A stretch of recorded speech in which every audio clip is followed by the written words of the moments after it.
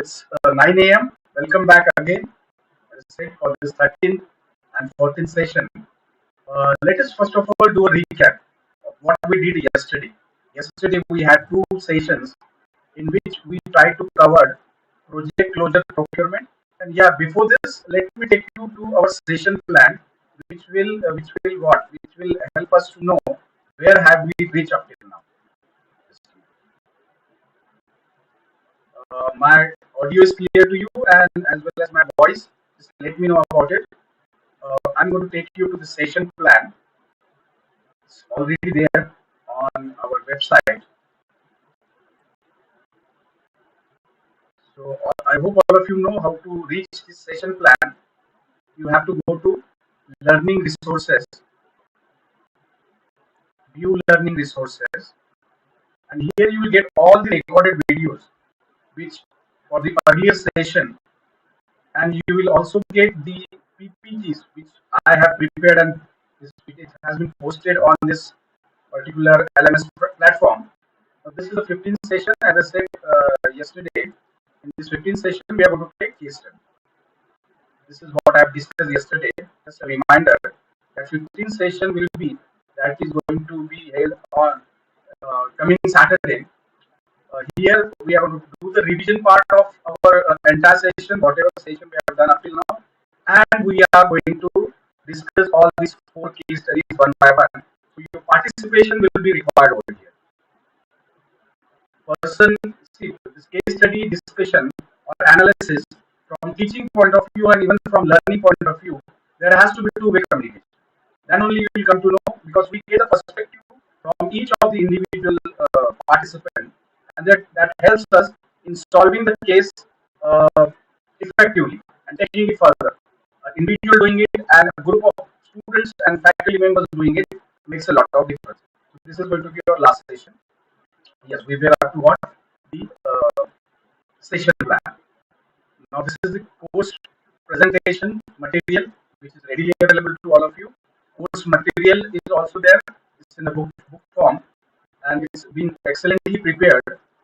It is advised to all of you. It's an humble advice you can take it to go through this entire material because this is going to help you from knowledge point of view as well as from the exam point of view. So let me take you to the session plan. Session plan was posted very early, the start of the session, and this is our session plan. So we have done with almost all of the topics, excluding project management software, right? Use of project management software, which we are going to cover up today. This was posted when we started with our first session, and as you know, we have done with Six Sigma, the tools and techniques used. Project supply chain management, this is also being done. Project monitoring and control, we have covered it in three parts. Project quality management was done a few sessions back. Project commissioning and project closure, we are here right now. So project commissioning and project closure, this is our third session on it. And today itself we'll be having the last session on project management and software. Here I'm going to take your revision, and we are going to discuss not only two, but we are going to discuss four case studies if time permits us. Right? So I hope all of you have gone through this session plan. Let us move back to our presentation. So this is what we did yesterday, project procurement plan. We were up till what? Project closure also we have done. What are the necessary documents and what are the inputs and what are the outputs, including outputs will be the end effect. What are the tools and techniques like audit we have mentioned, procurement audit, whereas this retrospective review, moving to past, knowing what we have done, is analyzed, key points are highlighted, star performance are highlighted, and this is how procurement audit is done. So then this is the output, that is close procurement and documents update. Types of project termination, we have seen three types of extinction. Means you cease to exist, you are no longer, the project is no longer there. The reason can be anything, because of successfulness of the event of the project or because of unsuccessfulness. The event, the project is no longer is in existence and it has stopped. it has closed down, it has been completed, whatever reason, unsuccessful, we can say that it is no longer viable and feasible. Inclusion we have seen, that is transferring or migration of the team members and all those resources to a new project altogether. Integration is bringing back the entire team into the original organization. This is what we have seen. Various types of mathematical models can be used to what? Used in deciding whether to continue a project or not. Types of termination here we have seen. Role of termination manager is to ensure project completion. There is a termination manager. Usually the PM himself is the termination manager. He is the commissioning agent as well as closing agent. Right? So we have seen how important is PM to the project organization, to PMO, because all the onus and responsibility will be there, and even the authority will be there with PM in proper, efficient, and effective execution of the entire project, right from the inception, right from the start, right from commissioning to the closure, that is completion. So I think all these concepts were clear yesterday. Nothing is doubtful to you. You have any query, just let me know about it. Various reports are prepared. We have seen like closure documents are also prepared. This is just a recap. Yesterday, you can go through the video, yesterday's video. We have tried to cover up all those things minutely. Right? Then this was very important, early or unnatural termination. We have seen a wonderful video on Lavasa, even though the video was in Hindi, the caption were in English. So there can be any numbers of reasons for closure, unnatural termination, not closure. We can call it terminate. Terminate is to stop, to bring the project to an halt. No longer it will be moving further. So these are some of the indicators. Costs are more than expected. Business benefit. This is one. Second is inability to make a strategic fit with the organizational objective. Whatever the objective that was set right at the inception of the project, this objective cannot be fulfilled. Unwarranted and uncontrolled delay. See, this uncontrolled, like COVID is again a very good example. Russia-Ukraine war, which has disrupted the entire global supply chain, uh, which is having a diverse effect on all the economy of all global economy, I could call it.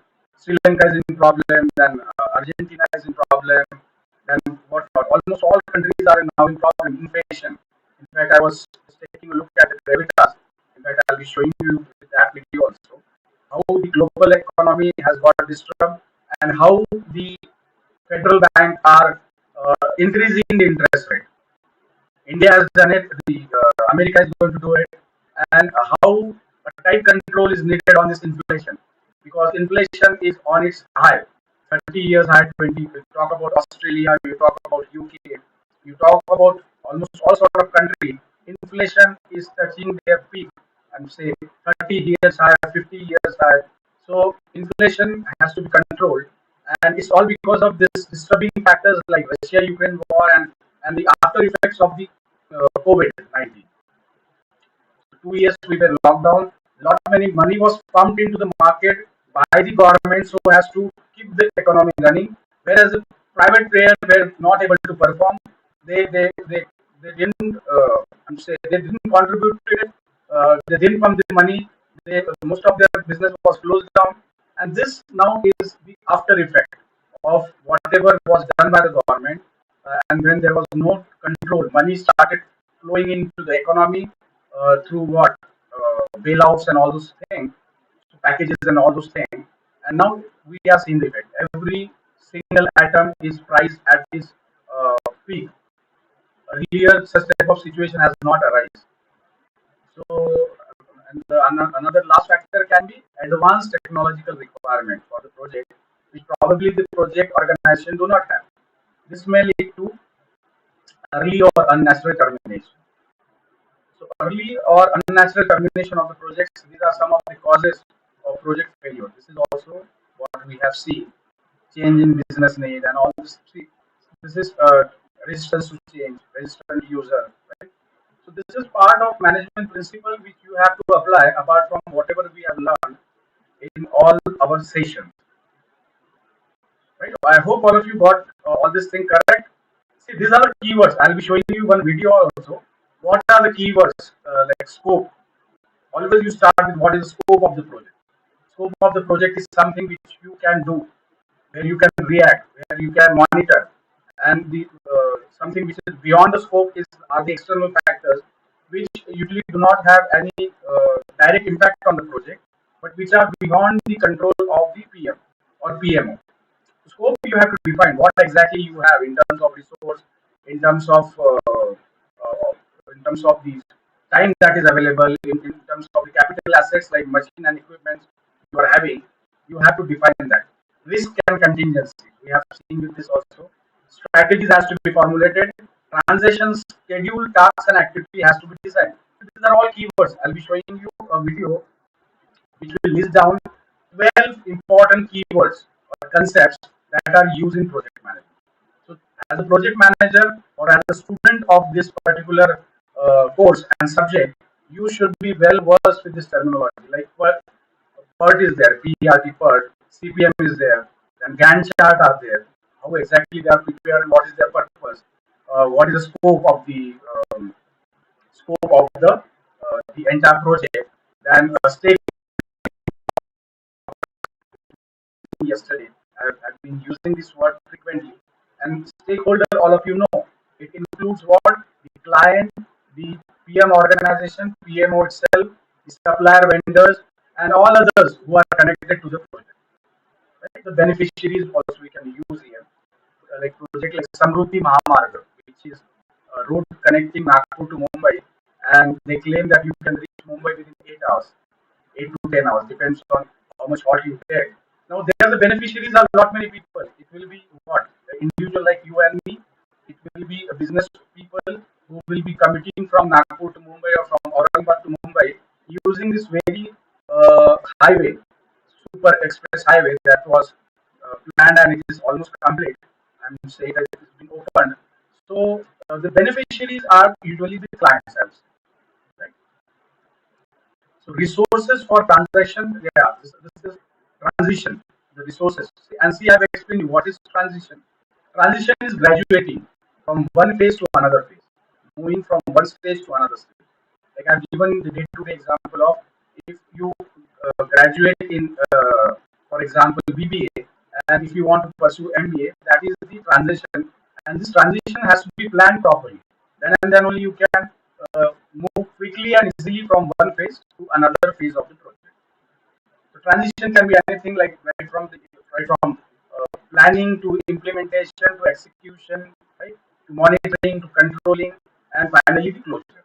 So these are all phases of project where transition takes place, and all this transition has to be planned minutely by using these resources like software, hardware, personal like the HR people, the team members, and facilities needed to do proper transition. I hope things were clear up till now. Yeah, this is management control as a exercise, configuration control, transition team is there, post implementation activity has to be done. I think we have done with this. Closure report also we have cleared and say we have covered, and we were up to what? Post project activity, right?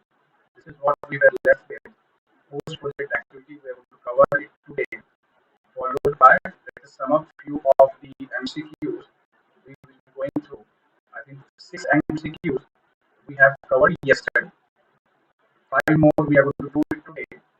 So let us move back to our present. Closure report, as I said, was taken care of yesterday, and then this is a project checklist which the project manager usually maintain as a record when the project is being closed down. One of the examples is no item left over from any plans or timelines that weren't completed. One of the checklists.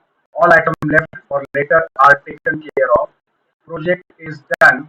Email announcement has gone out internally as well as externally. Here they are mentioned internally, but you have to communicate the closure report each and every stakeholder.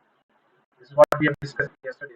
Feedback is collected from the client. This is the most important checklist point which the PM has to take from their clients. So checklist, you can add few more items also. It depends how detailed you want the report to be. If it's a small project, as I've given you a practical example, you giving a project contract of painting your building, maybe your house, you are having a bungalow, to a painter, then probably it's a very small project, even for you and even for the painter. So probably the checklist will get shortened. You won't have to maintain lot many documents. All you have to do, you will be maintaining the invoices and the payment done to the painter and payment done to the uh, paint shop owner, right? From wherever you have purchased the paints.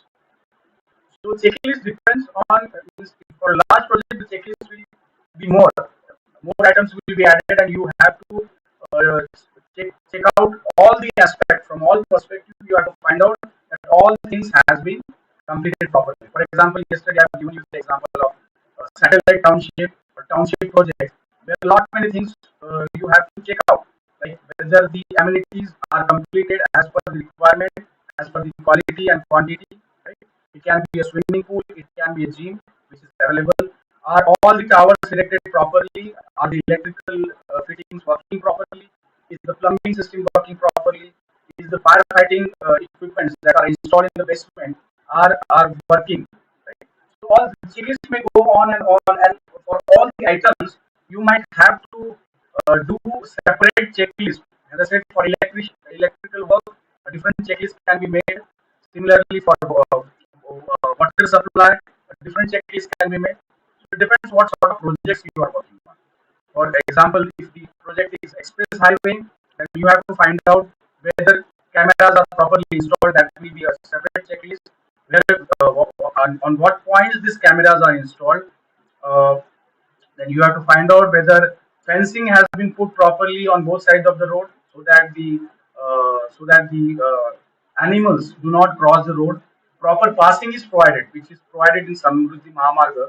Proper passing for animals to transit from one point to another point for crossing the road are being provided so that it doesn't lead to a fatal accident, because car and the automobiles will be moving at a very fast speed, and it becomes very difficult all of a sudden if any animal, a wildlife, and it can be wildlife, it can be a domestic animal like cow or buffalo, if they jump on the road, then accident may occur.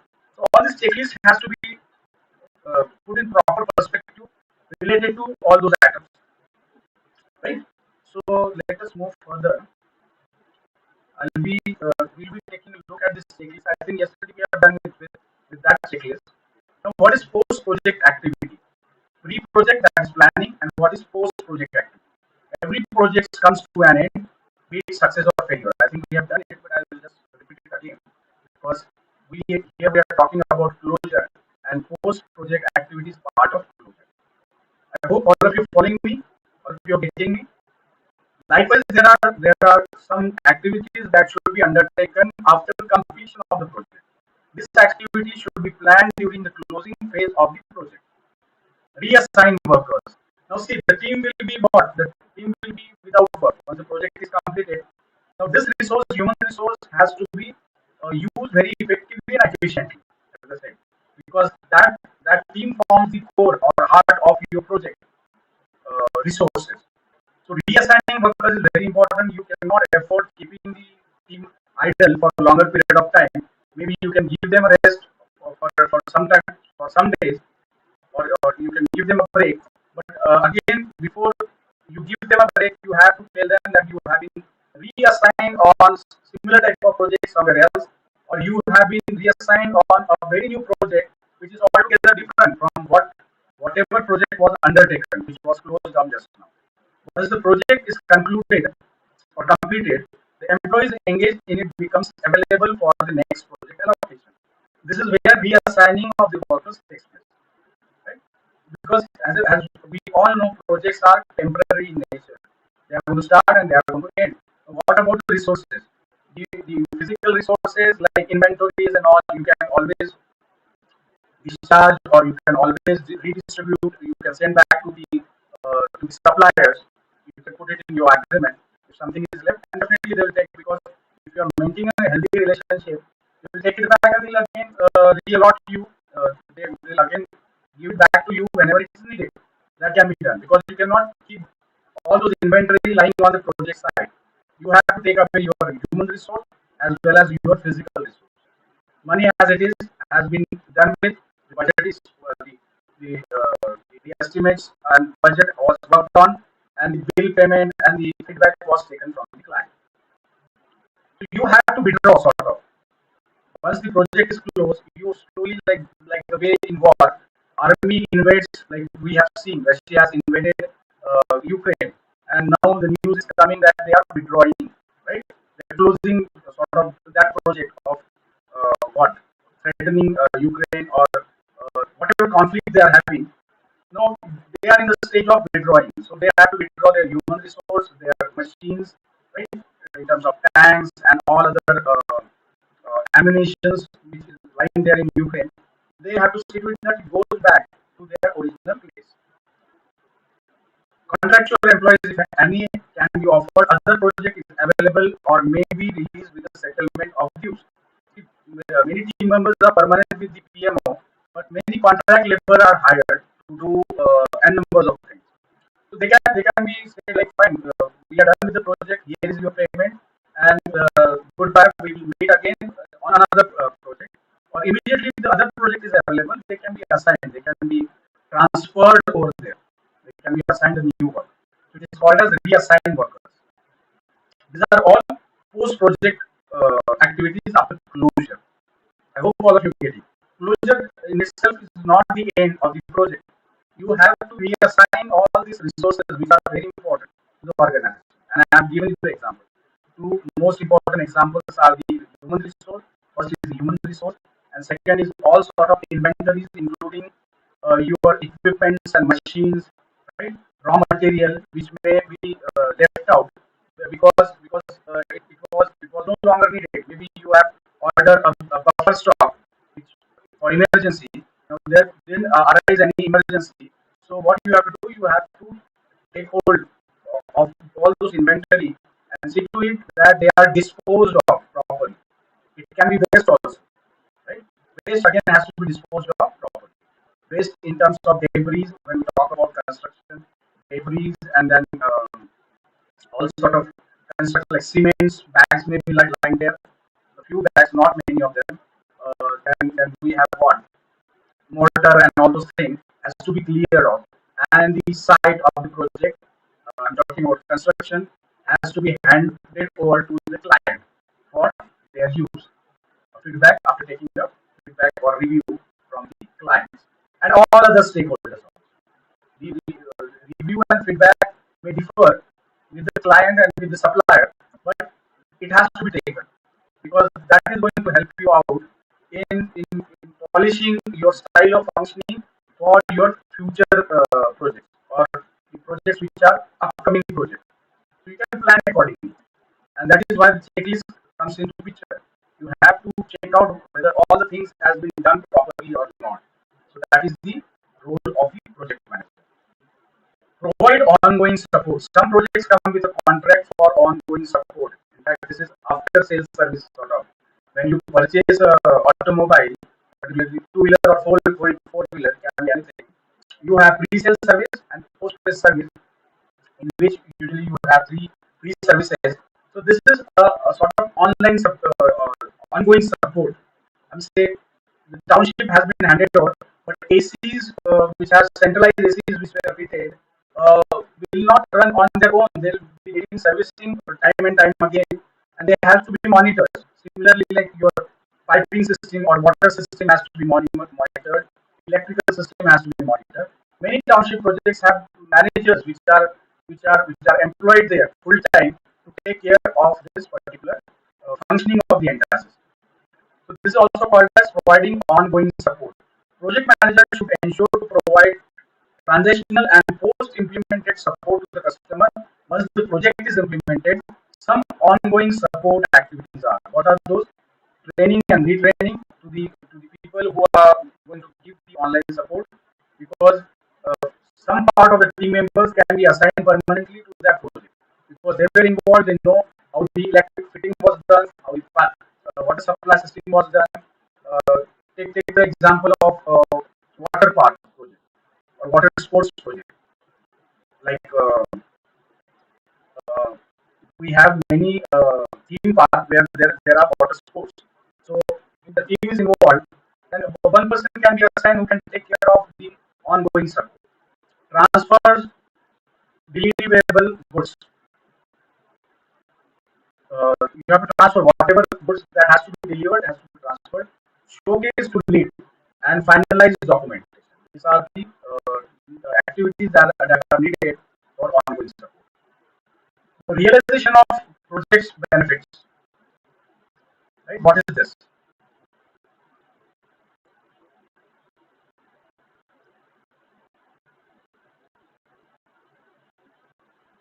Realization of project benefit.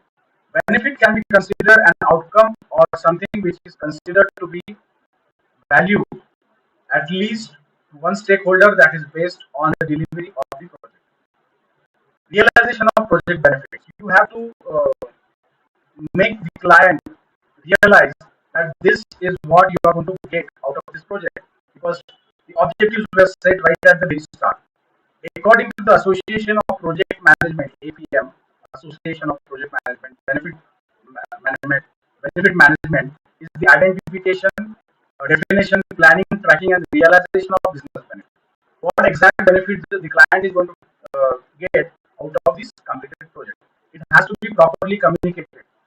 In case if you have made certain changes in the plan, that also has to be made known to your client so that he knows what are the additional benefits he or she might get out of this project.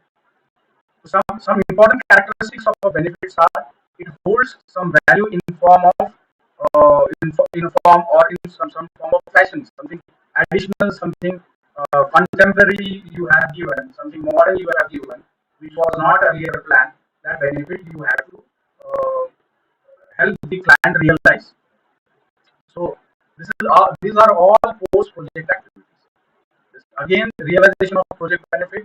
Some question that helps understand the characteristics and values of benefits are who will measure it. Whether the client is going to measure it. Yes, the client is going to measure it, assist it in terms of the profit or earnings he is going to make out of all. What will be measured? Profit, goodwill, a lot many factors will come into picture. Right? Branding of the client, why will it be measured? What is the reason? So as to promote further projects, which will be upcoming projects.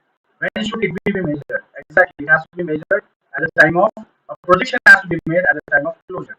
Where should it be measured? Obviously, on the site where the project was done. How to present the measures in terms of ROI, in terms of what cost benefit analysis. Not many analysis can be done, and a proper analytical report, analyze report has to be tabled across to the client. So before moving further, this are two more post-project activities remain. Let us go to the terminology video. As I said, few keywords are very important.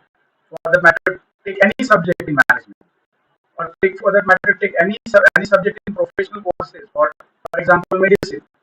Doctors are supposed to use those keywords, name of the disease, name of the tablet, which is very difficult to pronounce, but they should remember all these keywords. Same goes with architects, same goes with lawyers. They should know all the acts and articles properly, thoroughly, and they should be able to define it. Use proper keywords. Right? And same applies to a management post like this. Keywords, if you're not missing out on keywords, then you are not a professional. So I would like to show you one video on that also. So this sixth point and seventh point we'll do after the video is over, and after the video is over, we'll be going to few of the MCQs also. So now let me try by stop. Uh, let's try to reshare it. Share sound, optimize for video clip, and share. Okay. Now we'll go to those videos. One by one. Plenty of videos are there. Today we sort of concluding session. So we're going to take a look, get overview of whatever we have done up till now. So this video, according to me, is very important at the aim to conclude with. And here onward, In this video, I want not this one.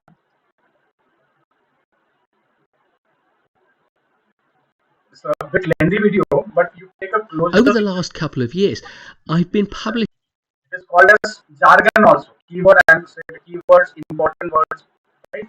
Or it is also called as project management jargon. Term used by project manager. These are very important keywords or jargons often used by the project manager. Take a close look at it, and you should be able to recall almost all of them after the video is over. All 12 of them. No. And if you are not able to do that, then you can recall whatever comes to your mind, and we take a look at this our session video afterwards. Okay. So here we go with the video. Take a deeper look, and we after this video is over, we are going to solve a few of the MCQs, and furthermore we are going to see more videos like this video so as to conclude with our session. I hope the things are clear with all of you. Any doubt up till now?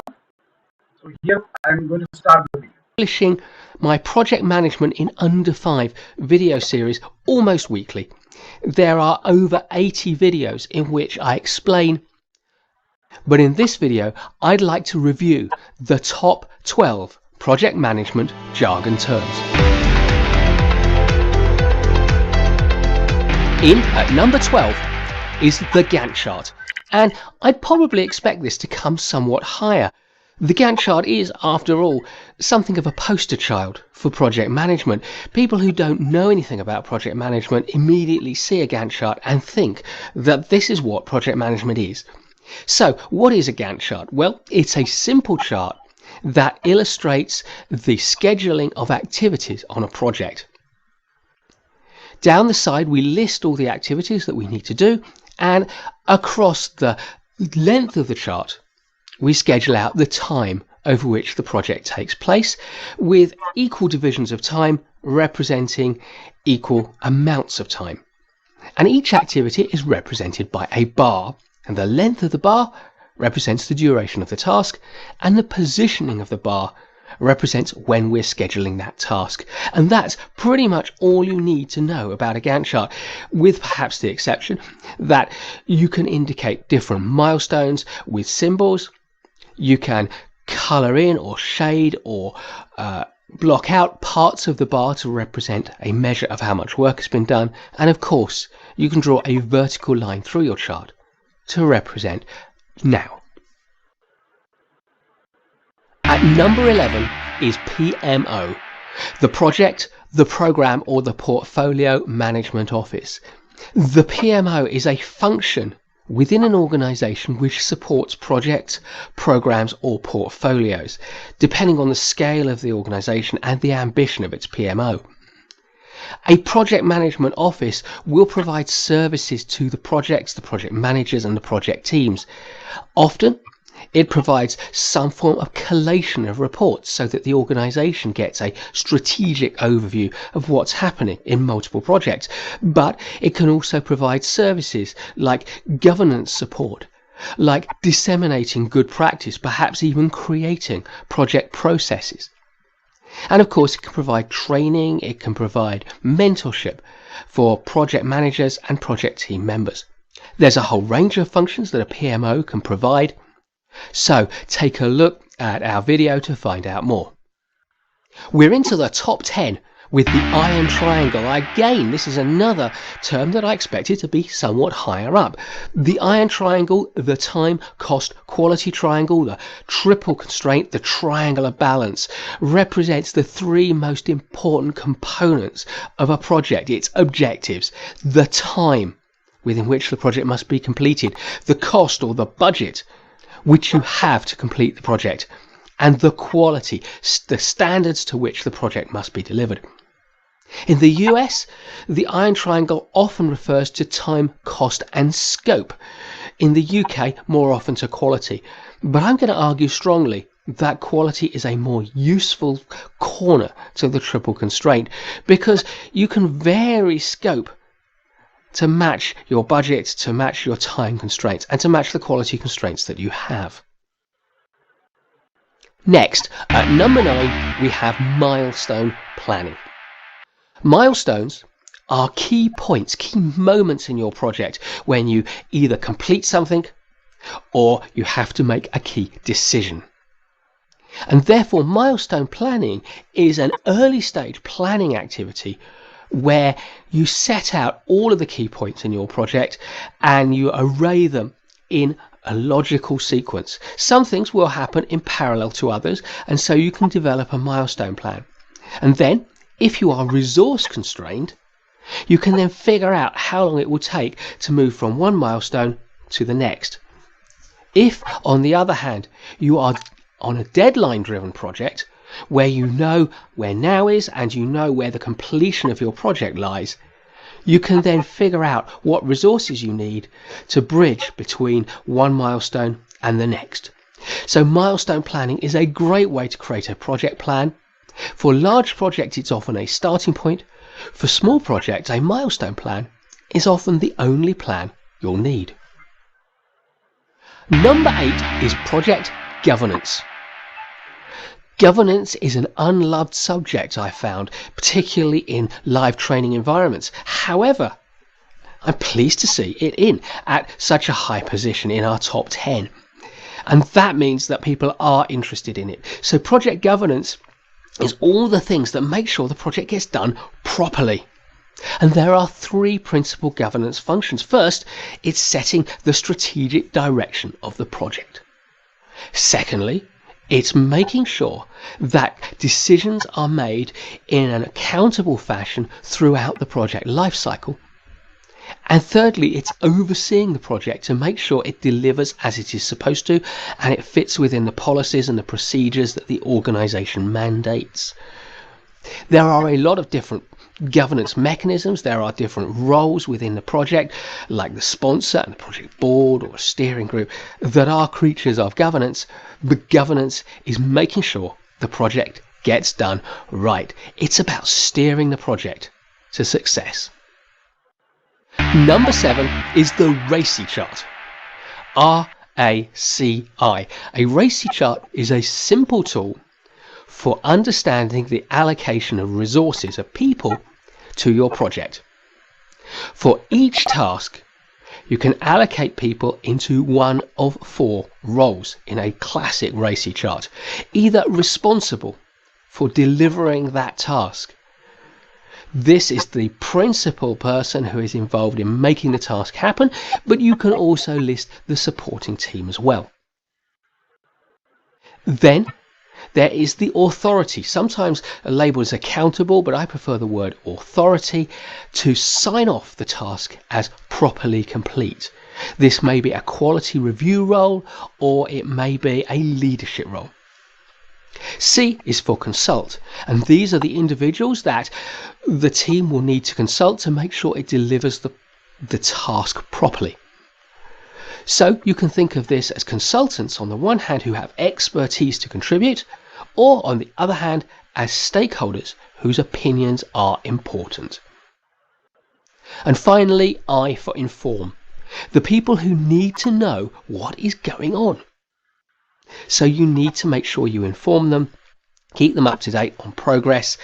Their opinions are of lesser importance to getting this aspect of the project right, and therefore you don't actively need to consult them. But remember, good stakeholder engagement means being prepared to listen at all times. Number 6 is the work breakdown structure, the WBS. It's a tool that isn't used as much as it should be on projects. In my experience, people often jump straight to the Gantt chart. But the work breakdown structure is the simple way of understanding everything that you need to do on a project. And rather like the iron triangle, there is a difference that separates UK and European project managers and US and North American project managers. The Atlantic is big. In the UK and in Europe, largely the work breakdown structure breaks down the work that needs to be done. It is a decomposition of the project tasks. Each task at the bottom, of course, will produce a product or will contribute to producing a product. But the work breakdown structure in the UK is about breaking down the tasks of the project. And of course, once you get to the bottom level, you've got an articulation of the scope of the project, which you can then use as the basis for creating either your network chart or your Gantt chart. In the US, however, a work breakdown structure breaks down the products that the project produces.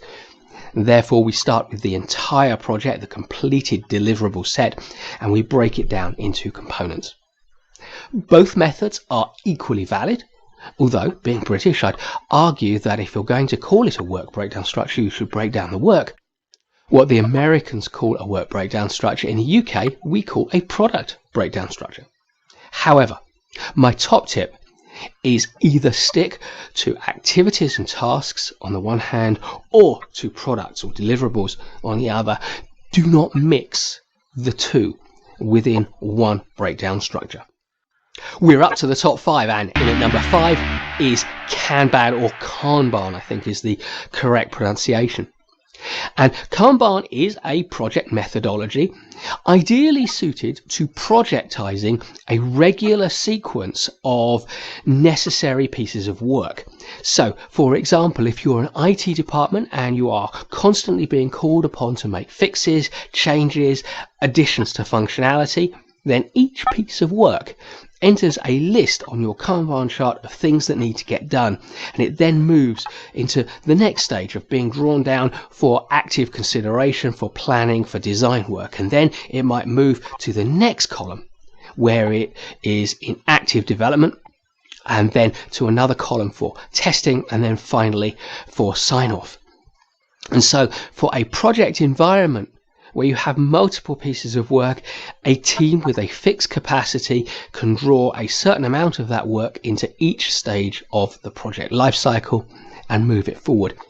Kanban comes from Japanese industry, and it's a very powerful tool, often associated with agile project management because of its flexibility, but it is a methodology in itself and a hugely valuable one to know about. Number 4 is stakeholder management, and I confess I called the video stakeholder management because I knew that that's what people would be looking for, but for me this is all about engaging with stakeholders in a positive, constructive and respectful manner. So I prefer the term stakeholder engagement.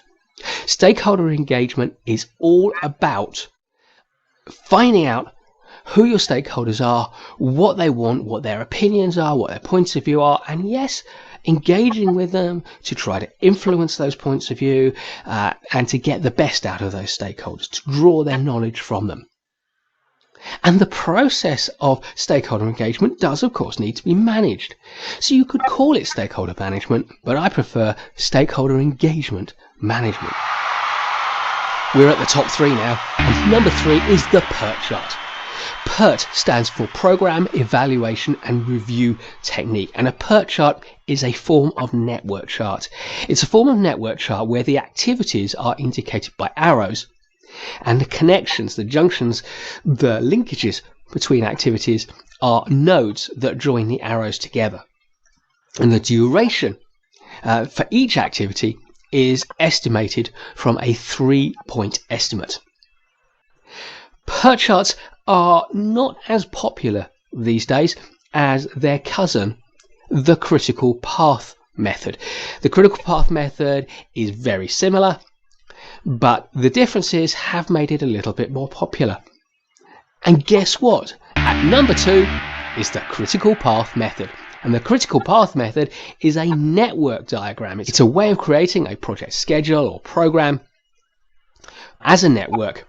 But in the critical path method, each activity is represented by a box with key data in it, and the linkages between those activities are indicated by arrows. And the critical path method network diagram is going to be familiar to many project managers. And of course, I made the point that PERT method uses 3-point estimates for activities. Critical path method keeps it simple. It has single point estimates, which are not as good, but Often, users of the PERT method make very poor 3-point estimates using a simple formula for every single one, and therefore they are no more valid than our single point critical path method estimates. The critical path method is a great way for understanding slack in your project and risk in your project.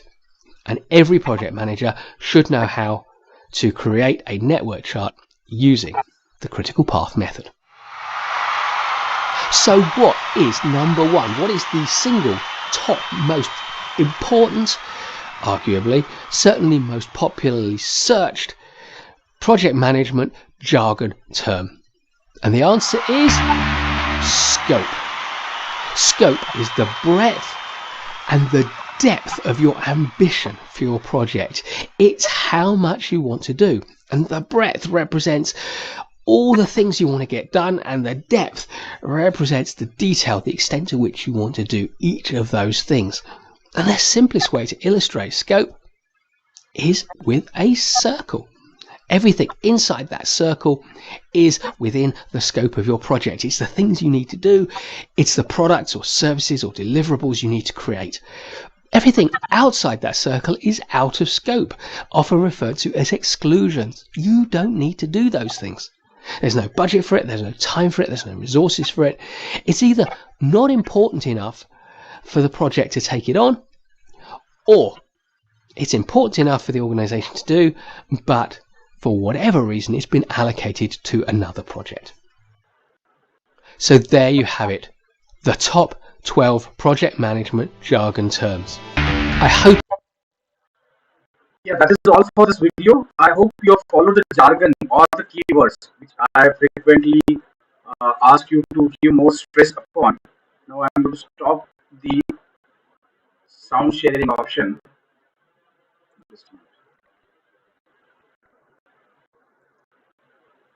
Let's stop the sound share, optimize share, and let me share you the entire screen. Right now, here we move again back to our presentation. I hope all of you followed. Can you recall what was the first important jargon which Mr. Mike Clayton has used in this video? Yes, exactly. It is the scope, right? Other words, other jargons that were used was Kanban, then stakeholder engagement, then project governance, right? Then CPM PERT, Gantt chart. All these things are the important terminologies or important keywords that need to be used when we are talking from the point of view of this subject, when we are talking as a professional. So always remember to not exactly mug up, but to know this concept very well, to know these keywords. And see, he's talked about Kanban and then he's talked about Gantt chart. In our upcoming session, which will start at 11 o'clock, we'll be taking a look at various software that are available. I'll just give you a glance of it. This is a wonderful software on which I have registered, Monday.com. This gives you ready-made template to prepare this chart. Even it can be done on PowerPoint. We'll be discussing it on that in our upcoming session at 11 o'clock. No, sorry, it's going to start at 11:30, right? Our first session is going to end at 11. 11 onwards, we'll be taking a look at various software. Our syllabus mentioned use of Microsoft project software, right? That we are going to do. So this is what I have done. This Monday.com, you have to register. Registration is for free. And this is how, these are the templates which are readily available. Planning phase. Now this is nothing but a Gantt chart. All of you know that. The video has clearly shown it. And this you can tailor make according to your requirement. All this color, size and font can be changed. And this software, I'll be say this is the Gantt chart. Here you can go timetable. If I click on the timetable, I just made a timetable. It can be done weekly also. See here is day wise also. You can make it week wise, month wise, quarter wise, and year wise. If I make it year wise, then it will show all these 4 quarters and the tasks which are need to be completed, right? So it can be like you can prepare for see, I've given the name as exam on project management. You can prepare a Gantt chart of how many chapters you're going to do in the first week, or you can break it down into days also. One more jargon that was used was work breakdown structure. You all know about it, right? How does it look? You are supposed to break your project into various tasks and tasks further into activities. So this is one of the wonderful software. I'll be showing you what are the famous software that are used apart from Microsoft project management software, and these are very user friendly. These are very user friendly. Just like we work on Word and PowerPoint, it can be like, see, working on it. This gives you the status. What is the status for task one, for task two done? By clicking here, you can change the color also. You can change the status also. So if I'm done with this holiday, the holiday is over. Sunday is a holiday. I can say done. So the task can be anything. It can be related to your examination. It can be related to your holiday planning also, like booking the tickets. Done. If it is done, then put it. Betting on it will be like you are working on it and stuck. If you are not okay with one destination, you can say stuck. I'm looking out for another destination where I can enjoy my summer holiday.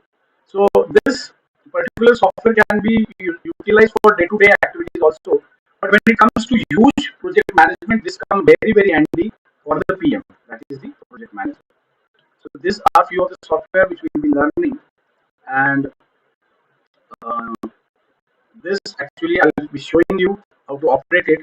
I'll be showing up a video on Microsoft project management software which can be used effectively for monitoring and controlling the projects. That is the subject name which we are learning right now.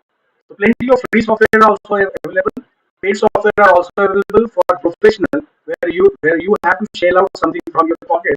If you maybe your organization has to work on it and procure that software, so that things become centralized. Everybody can. It becomes sort of dashboard for all the team members where they can go and find out where they can go and search what Kanban. As I said, they can.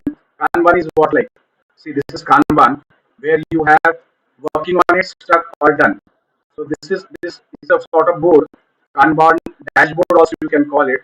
It is not a sheet where you put the activities according to their stages. If if you are just going to planning it and you say we have planned for it, it's we are you are working on it. So accordingly you can talk about that. And once it is done, it will come in a RAG. Also we have seen last time. RAG is usually used for this Kanban. Uh, RAG, that stands for red, amber, and green. Green means the activity is done. Amber means it is in process, and red means it is stuck somewhere. This is amber. This is sort of red. You can change the color also if you want to. You can add further tags to this, like stuck up. I would say I'm stuck up with what? With second chapter.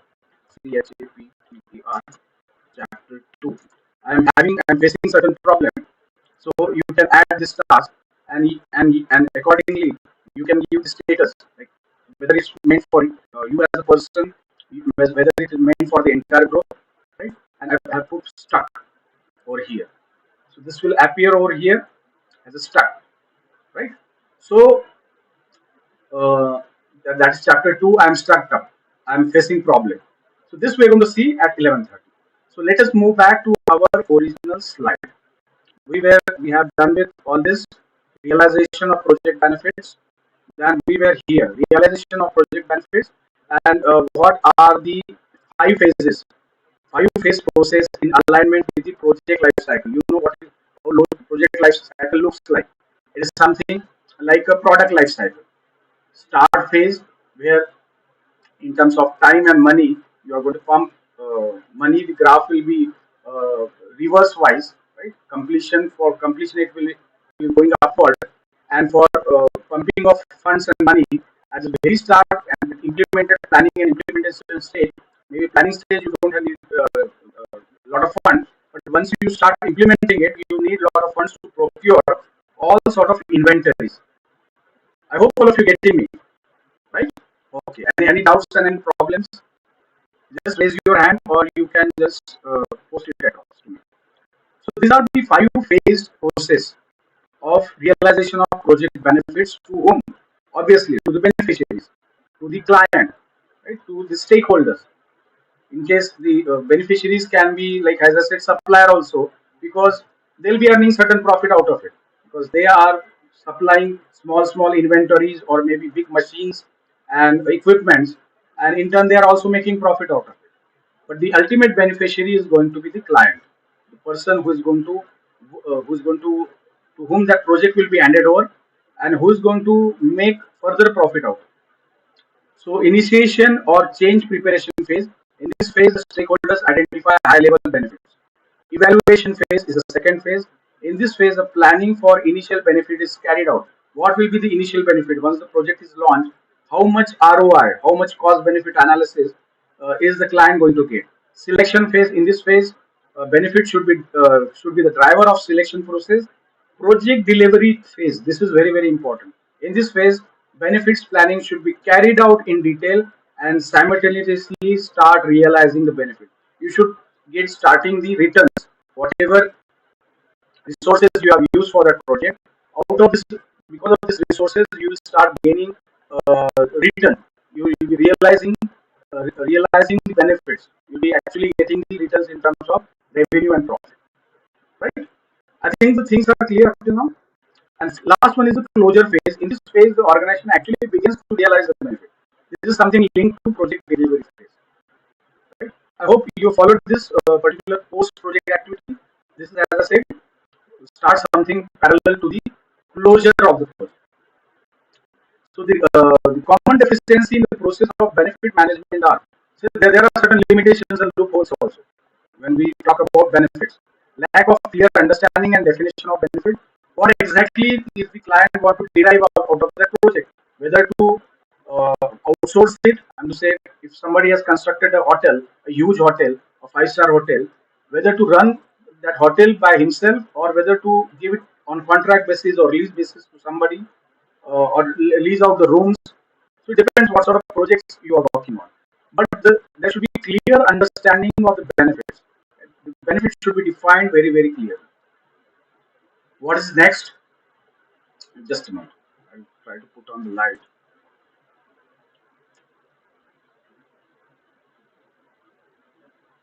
Yes. Yeah. So now I think this is the last slide, and we're going to sum up for this. But before that, let us go to our MCQs. We have done with 6 MCQs. Now I want answers to the remaining from all of you. The critical element in project communication system is what? The critical element in project communication system is what? What is a critical element? Because system, we are talking about system. Project directives is important, but is not an critical element. Project manager, customer is a bit of googly question. What, according to you, will be the critical element in project communication system? See, communication is the word that is coming, right? And what does the progress report role play? It is just a status of showing. Communication, obviously, the critical element in project communication system is the project manager or the PM. PM will be the interface between the clients and the vendors and all stakeholders. So he is the person who is communicating with all those people. A client may not be communicating with the vendor. A vendor did not find it necessary to communicate to client because he is communicating with project manager for all the requirements which he is supposed to supply. So obviously the option is what? Option is three. That is project manager is a critical element, right? Because he is the focus of all attention. Well, if you're getting this MCQ, it's very simple. Even though it may look steep, even project directives are part of project communication, like giving direction. Who gives this? It is given by project manager. Who prepares progress report? The project manager. Who tackles the customer or the client? The project manager. So he becomes the critical element in the project communication system. I hope all of you followed this MCQ. Let us move to another. Decisions tree. This is something like work breakdown structure is nothing but decisions tree. You break down the entire project into tasks and tasks into activities. So that is one of the example of decision tree. Right? A hierarchical diagram, hierarchy setup of the organization is lead to what decision making. Decision tree are best used for what? Determine the interaction of amount of stakes and the expected value, association of probabilities with the risk event, an illustration of how to see the interaction between decision and the associated event. Flow chart will determine the standard deviation of risk and event. And here deviation is the latter part of once you draw flow chart, deviation will be a part of monitoring and controlling, taking a look of how much you have deviated, right? So here, what can be the correct answer? Can you please guess? I give you 1 minute time because it's a ready answer. And again, this is sort of what a tricky MCQs are given. So just let me know the answer. Yes, anybody?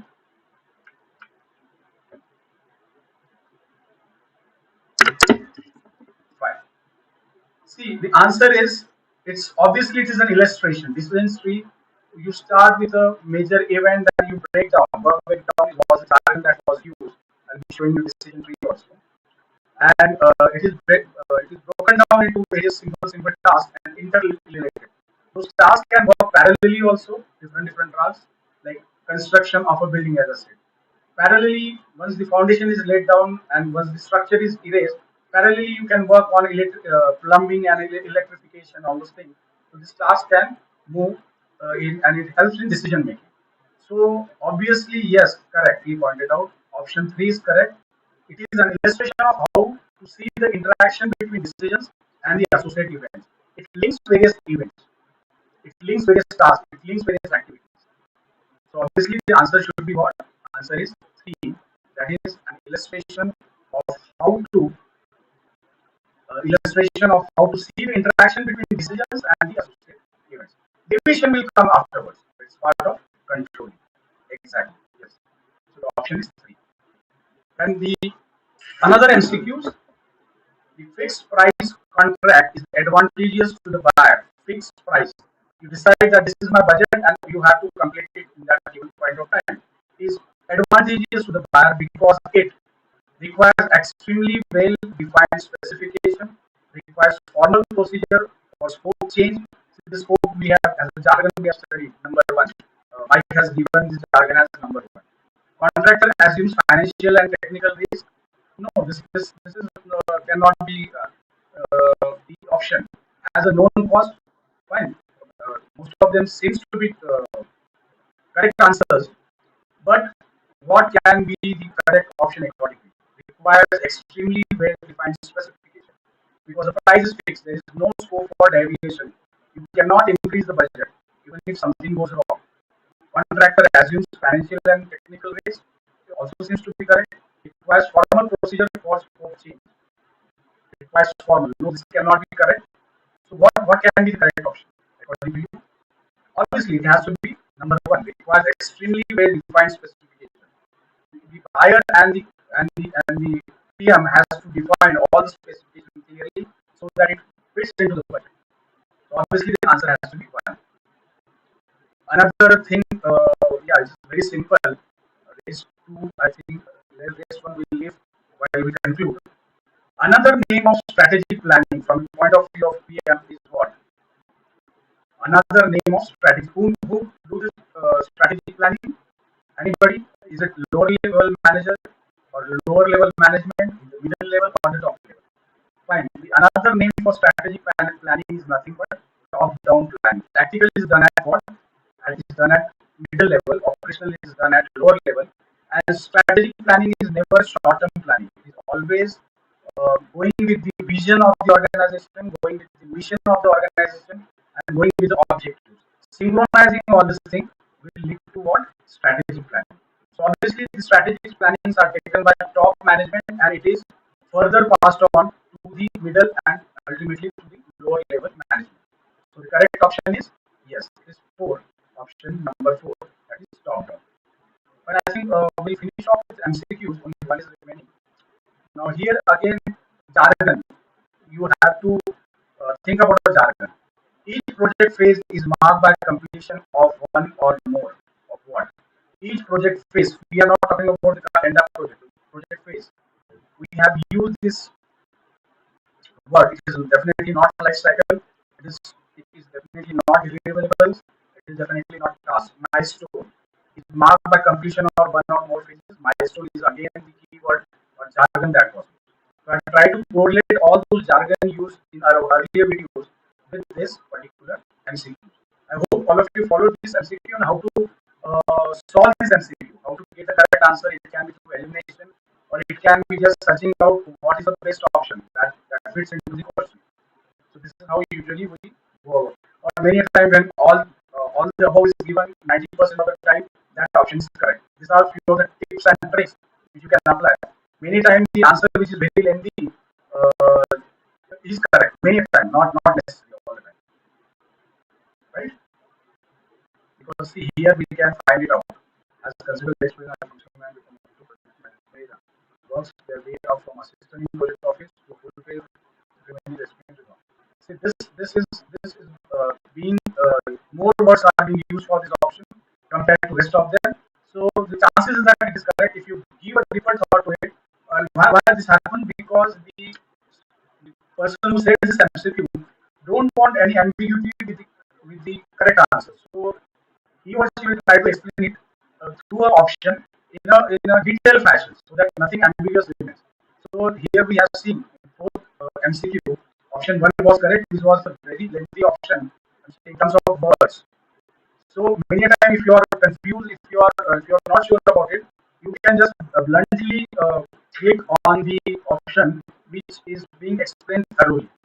So this is again a good example where you can use this tip and trick if you are not sure at all about what is exactly the correct option. Because see here is considered technical expert in the field. No, this is not correct. Very short because this is wrong and this is also wrong. You should not be Harvard's MBA program. You should not be MBA from Harvard for managing the project. This requires what? Works their way from. You have to start from bottom and then move slowly up ahead with a formal education, right?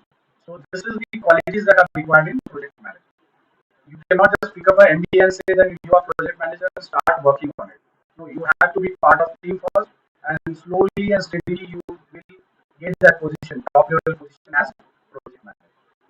So we are done with MCQ. I hope all of you followed what we did up till now. Now let us move back to one more video which I would like to share with you. Right? Before that, I'm going to stop sharing. I'm going to put on the share sound and optimize for video clip. Share the screen. Okay. Now, one few more videos we will be taking a look at. This part we will do in our next session.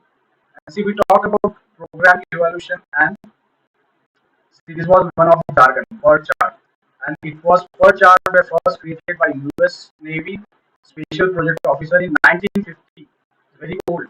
Still, it is effective for all the projects.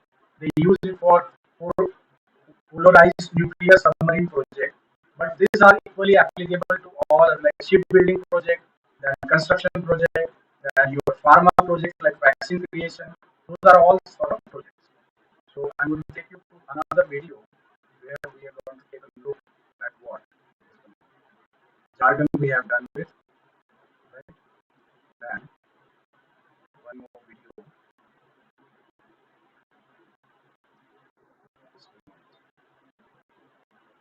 How to manage multiple projects. This, we are not we are just talking about a single project, but what if there are multiple projects for PMO, that is project management or organization? Here is again a very wonderful video. We will take a look at this, but I think we will take a look at the very end because we talk about handling multiple projects, and PMO's job is that only to take care of all the projects which are running under the ambit of their organization. This is one. What are the characteristics of good project management? Let us take a look at this video. After that, we'll be moving ahead with another video on on related to project only. Because see, this I've sorted out for all of you people, and one by one we have Microsoft is have left for our upcoming session at 11:30. Let me check out which video I like to play first.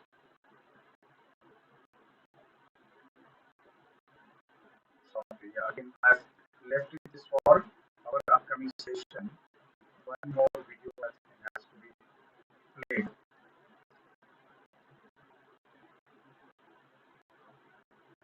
Not this one.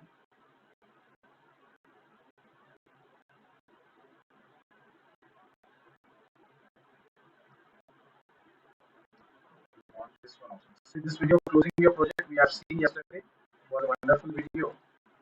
And the last one is for Perform a team review. Managing a project isn't only about this we have not seen yesterday. I'm going to play this. It's a bit lengthy, but I'll skip few of the part because we cannot afford taking a look at the entire video. Just you should follow the theme of the video and get the concept clear. That's why we are taking a look. Closing a project.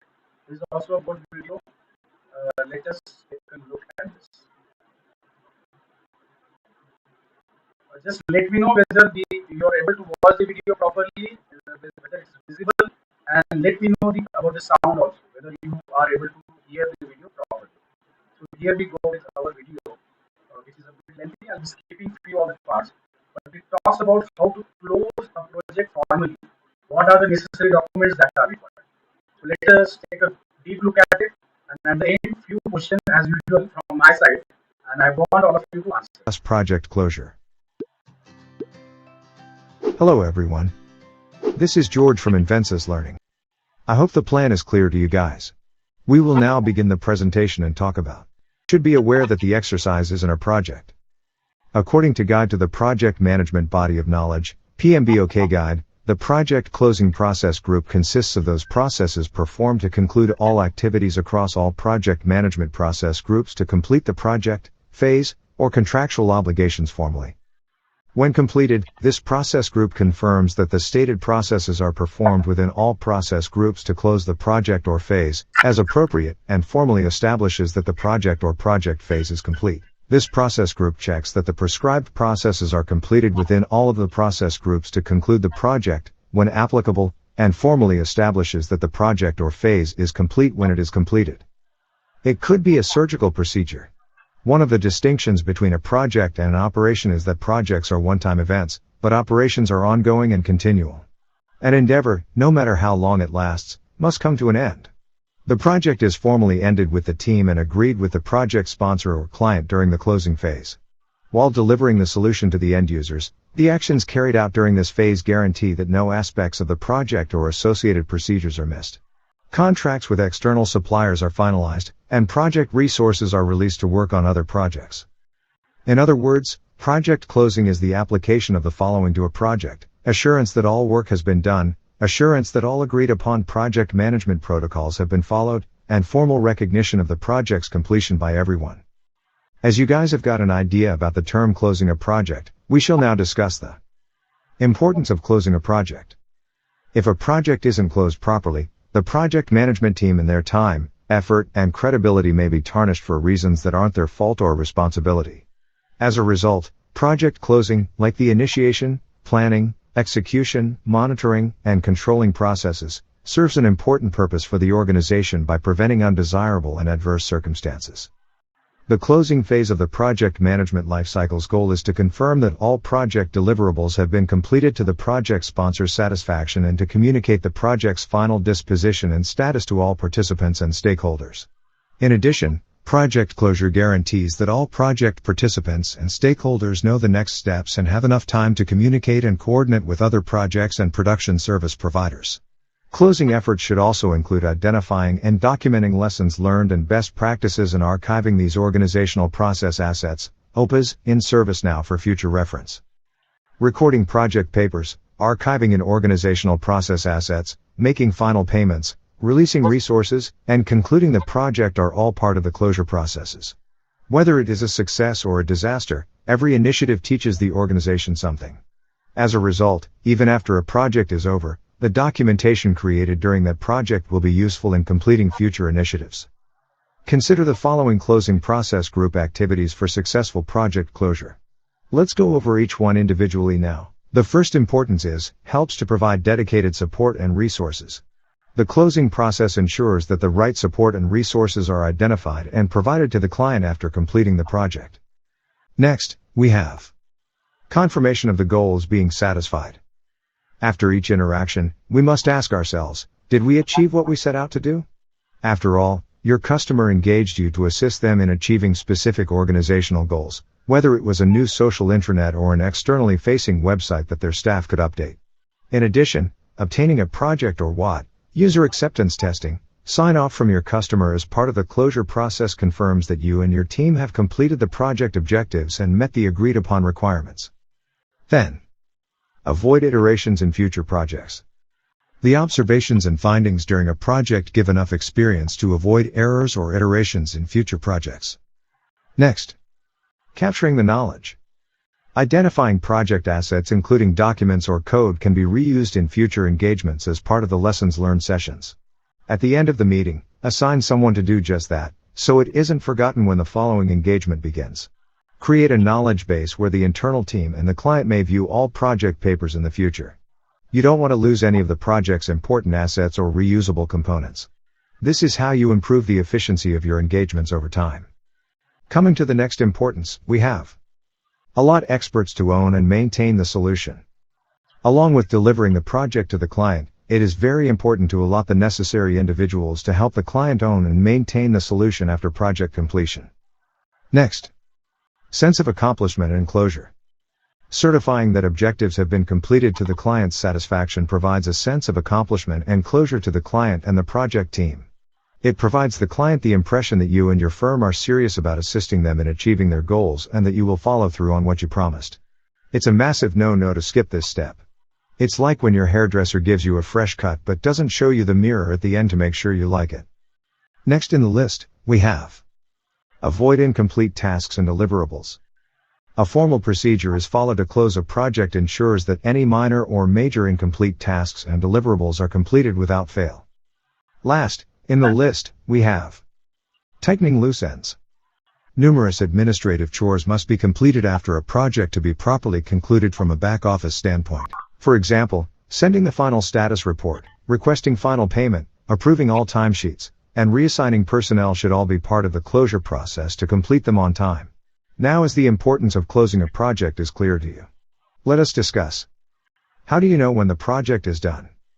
Depending on the project, the customer, and potentially any stipulations agreed to upon kickoff. As a result, we may not know when we're done with the project. However, the response is critical because the sponsor has typically committed substantial resources that include money, personnel, and time to achieve a goal.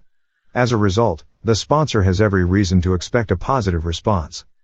So, to figure out when a project is finished, think about your current project or program and, if this question fills you with worry, terror, or simply makes you feel uneasy, consider the following.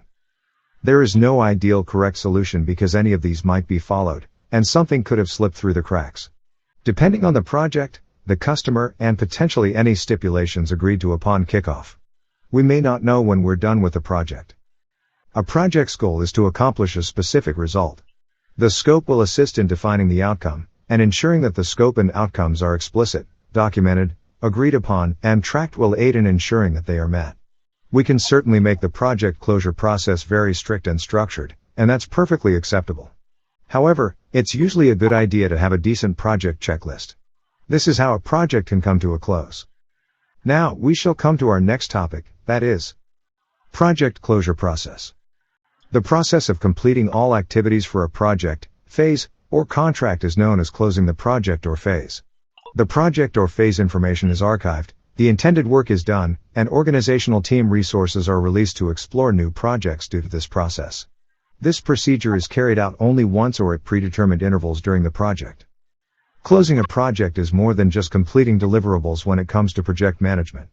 A formal closing phase guarantees that all loose ends are tied up, documentation is signed and authorized, contractors are paid, and everyone is on the same page, even if the process appears laborious or unduly administrative.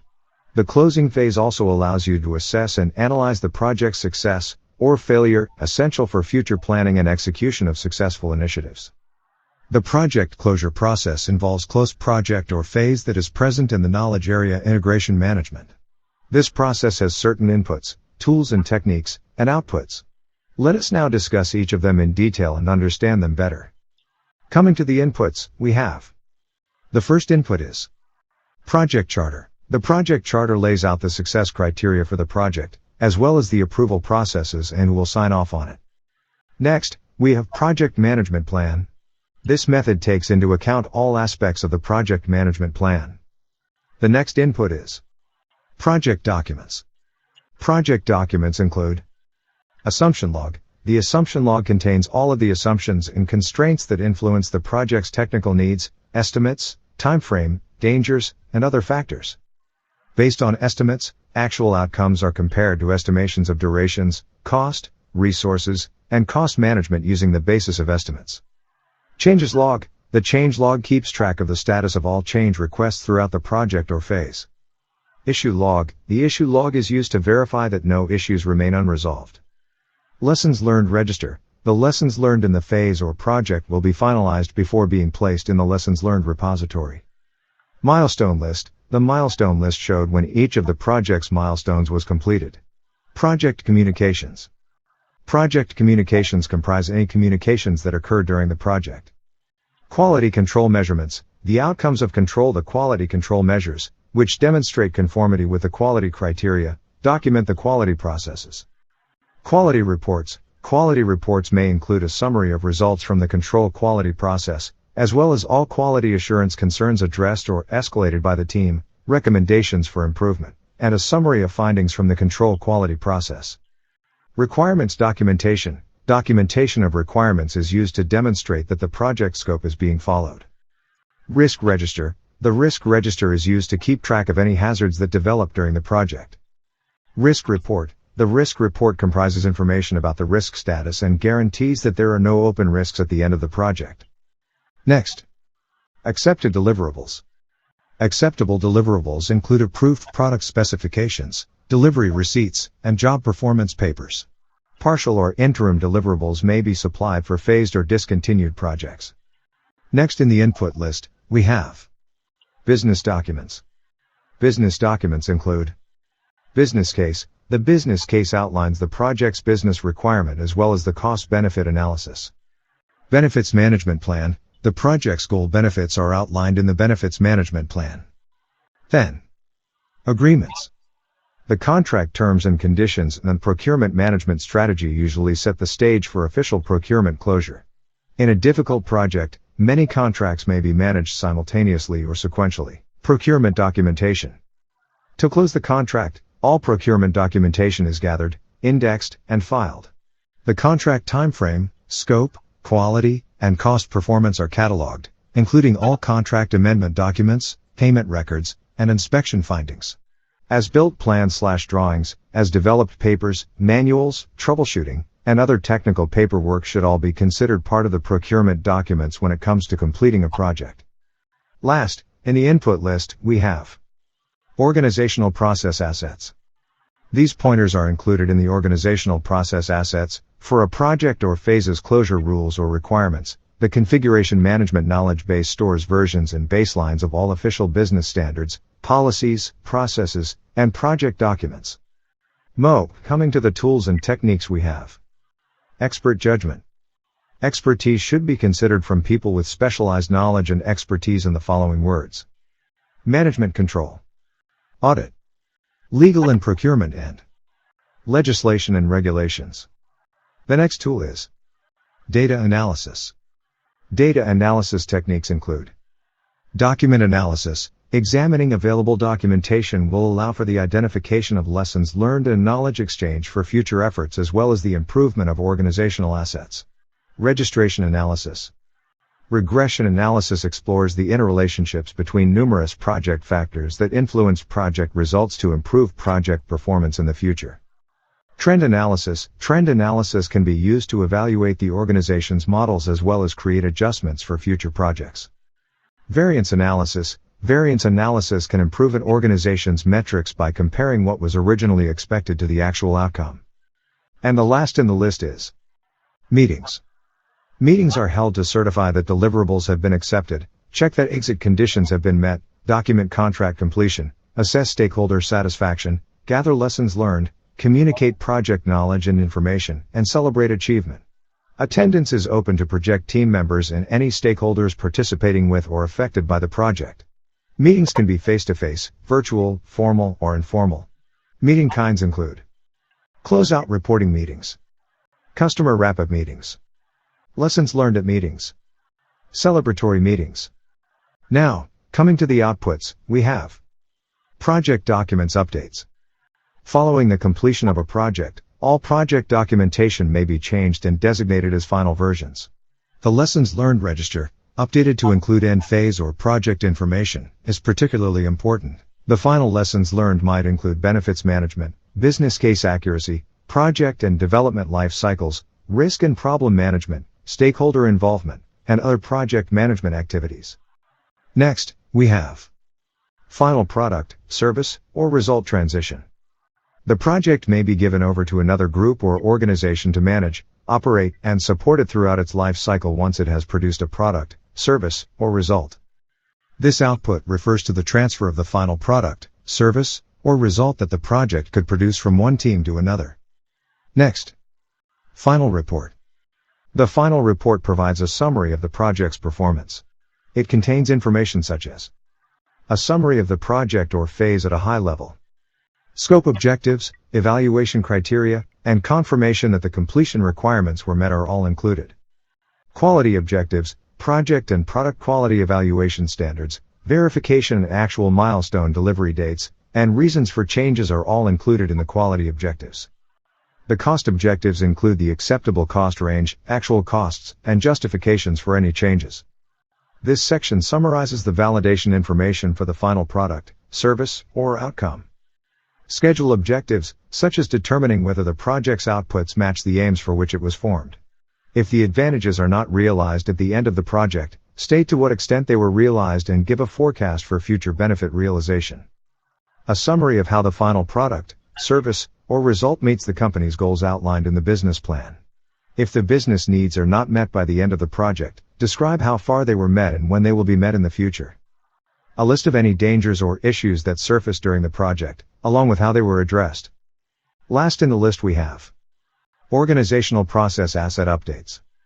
Organizational process assets include project documents. Project papers include documents such as the project management plan, scope, cost, timeline, and project calendars, as well as change management documentation. Operational and support documents, documents required by a company to maintain, operate, and support a project's product or service. They may be brand new documents or updates to existing ones. Project or phase closure documents. Closure documentation for projects or phases contain official paperwork showing project or phase completion and the transfer of completed project or phase deliverables to others, such as an operations group or the next phase. Lessons learned repository. Throughout the project, lessons acquired and skills gained are preserved in a lessons learned repository for future projects to use. Now that you guys have got a clear idea of the project closure process, we shall see the stages involved in project closure. The project close is the ultimate phase of your task. It's the final step in the project life cycle, and it, like all other aspects of a project, necessitates a process. To guarantee that your project is done successfully, go over the following checklist. The first stage is perform a team review. Managing a project isn't only about tasks and resources. We have already seen with checklist, so I'm going to stop all this video. I hope you followed all the documents which are needed when we talk about project closure: input documents, the process document, and the output documents. Right? These are all to be maintained properly by the project manager when you are closing the project. Let us move back again to our PPT. Let me put on my video. Yes. So we have done with the 6th point, post project activity. Let us do the conclusion part, and afterwards We are going to take a look at few more videos, which will be sort of like summing up all those things, whatever we have done in all this session, because only one topic is left back, that is project management software, right? Which we're going to start at 11. But that is use of software, more of use of software, which is going to enhance the performance of the entire project team. So it is knowing how to use those software. We'll be talking on that. But the basic concept of monitoring and controlling project we have done with. Here we will discuss common deficiencies in the process of benefit management are lack of clear understanding and definition of benefit. This it has to be defined at the very start by the client himself and by the project manager. That what exactly the beneficiaries or the client is going to get out of it. Deficient commitment of the key stakeholder in the process. If anybody in the as a stakeholder do not perform, then it is going to lead to what? This will be a common deficiency in the process of benefit management. Efficient ownership of the benefit, it is limited only to the business cases. Lack of robust processes to manage, monitor, and realize benefit. So there is no tools and techniques that have been developed so as to monitor the benefits, so as to know what exactly was the input and how much as a benefit you are getting out. So both has to be managed and matched actually. Input and output from the project. Whatever has gone as a resource is the input, and benefit will come as a what in terms of revenue and profit, in terms of brand building, in terms of goodwill. All those things are part of benefits. Business cases not aligned with circumstantial changes in the benefit. See, many times the you are not defining the objectives clearly. Right? They are not aligned with the circumstances. Anything risk management has is not been done properly. If it is not been done properly, and definitely you are not going to reap the benefits of the project. So these were the common deficiencies, because unless until you state what exactly is going to be your vision for that project, then coming down to vision, then coming down to breaking it down to like objectives and goals, then goals to task, and then further to activities. This is a hierarchical framework, and it has to be aligned with the circumstantial changes, as you know. For example, COVID is a very recent example. War between Ukraine and Russia, which has disturbed the entire supply chain globally, and because of it the inflation has gone too far. There are other reasons to it also, not only supply chain, because of pumping of lot many funds into the economy by various governments, bailouts packages, all those things. So here actually would like to sum up whatever we have done. See, this is what we have done for this particular topic. Let me again rewind and revise whatever we have done up to now. Project commissioning and project closure. This was chapter 5th. We are left with only chapter 6 now. So we have talked about project closure procurement. Then we discussed on various documents that are needed. Types of project termination. We have discussed on this 3 types of project termination. The first one, extinction, was like what? Ceasing of the project, like the disappearance of the project, maybe through an outcome of success or maybe through an outcome of failure or unsuccessful. Furthermore, we have discussed on types of project termination, right? The role of termination manager. What is the role of termination manager? And termination manager is who over here? Yes, it is the PM. That is project manager. We have seen natural termination of a project. How does it occur? Who is responsible documenting all those things?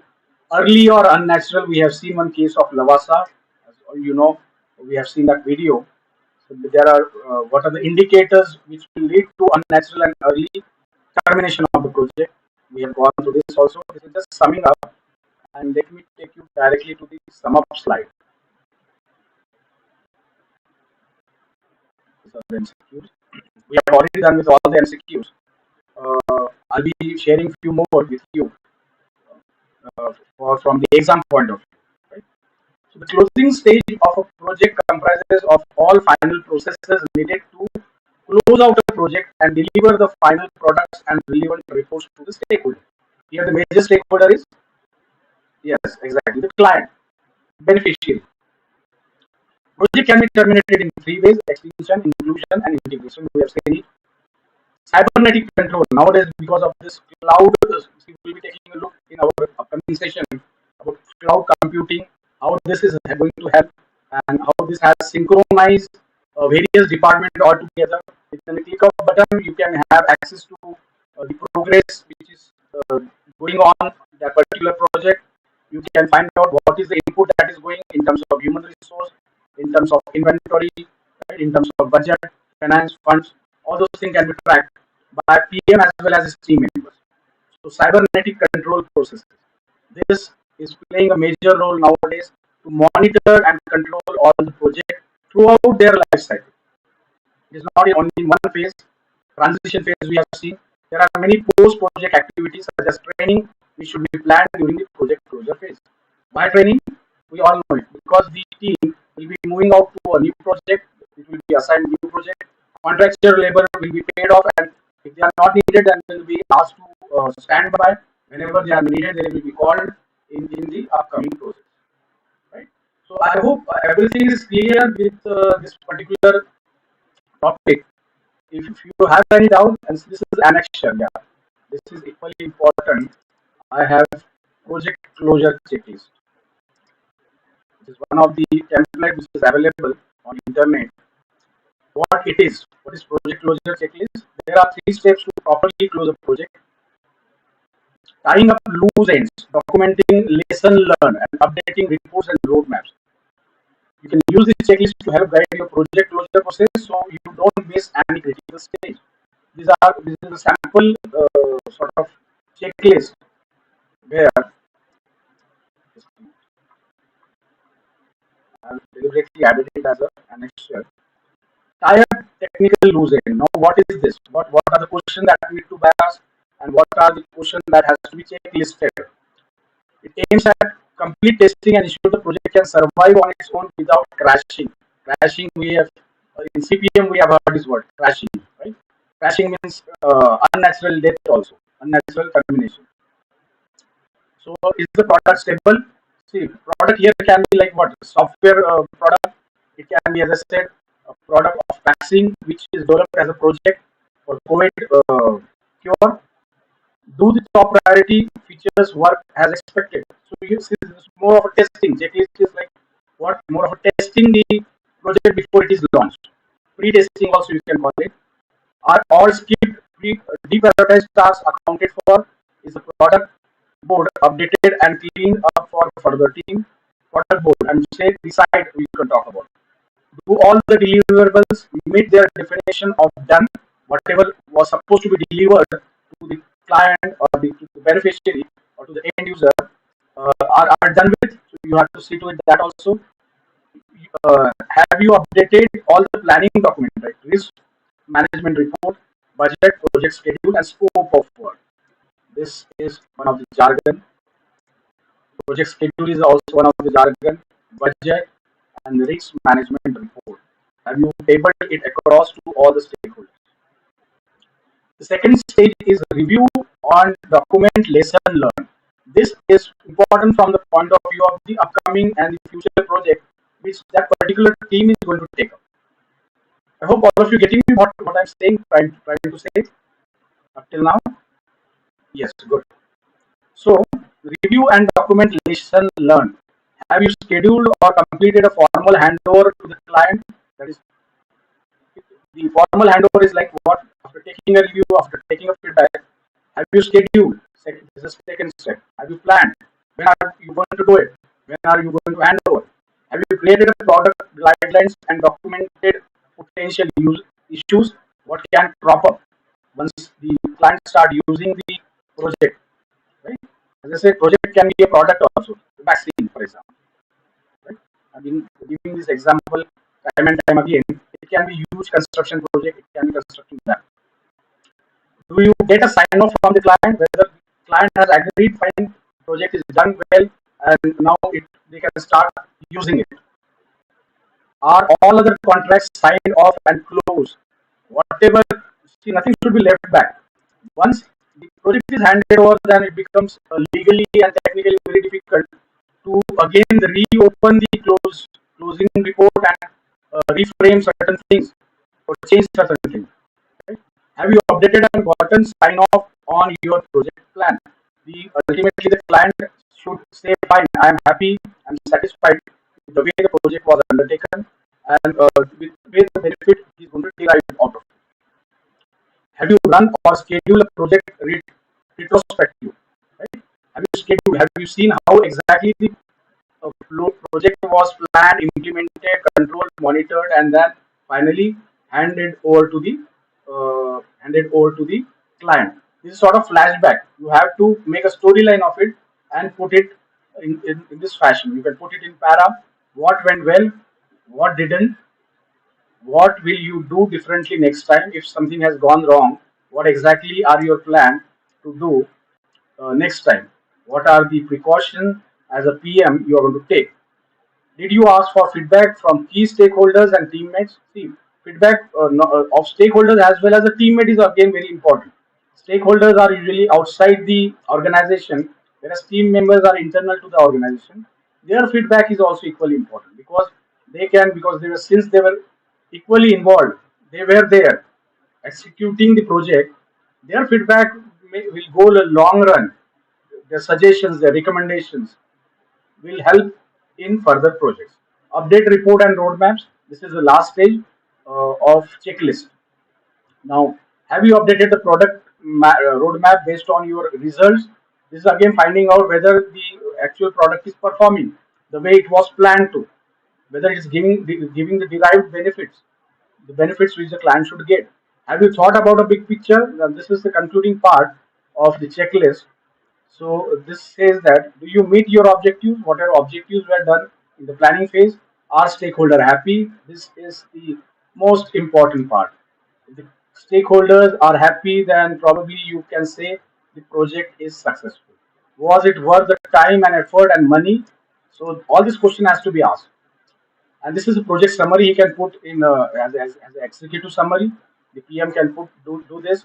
Budget expectation, they can talk on this. This will be more on the running para, not as a checklist. They can summarize all those things. Schedule what were the risks that were involved and lesson learned.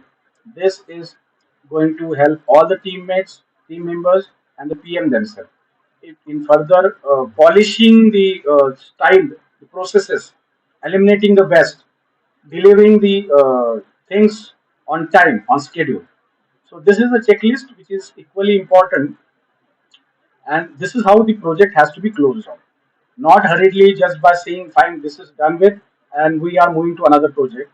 No, you cannot do. As a PM, you are supposed to make or take care that all of the stakeholders are satisfied. So here we end with summing up the entire thing. We have done with checklist also. Now what I'm going to do is we're going to play two small videos, and after that we're going to conclude for today's session. I'm going to share sound now, optimize for video clip, share. I'm going to go to the one video which is sort of what summing up the entire thing. Yeah, before that, let us find out the characteristics of multi-tool project, which this will be seeing at the last, very end, right?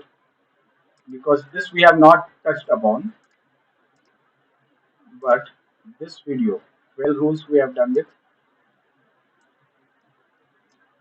What I wanted to show is the difference between a successful project manager and an unsuccessful. Yeah, this is the video which I wanted to show you. What do good project manager do that average project manager don't? It's not a very long video, so we'll watch it till the end. So here we start with it. How good project managers differ from average project managers is a particularly good question, because the alternative sorts of question, how do good project managers differ from poor project managers, that's just too easy. There's just too much there. In fact, in my view, The difference between average project managers and good project managers can sometimes be very subtle. It's about doing the small things. But let's address how we get to average first, because this tells us something very important about how you develop yourself and how you develop the people who work for you and with you. Getting from poor to average is largely about finding what you don't do well, figuring out what it is that you need to change and making those changes. It's about correcting mistakes. Getting from poor to average won't happen if all you do is make small tweaks. Poor is inadequate, and therefore you need to make big changes. However, getting from average or okay to good or even to excellent, that requires a different approach. If all you do is look for mistakes, you're unlikely to find very many. And if you're coaching or supervising someone who is already performing okay, then finding their mistakes is going to demotivate them and disenchant them.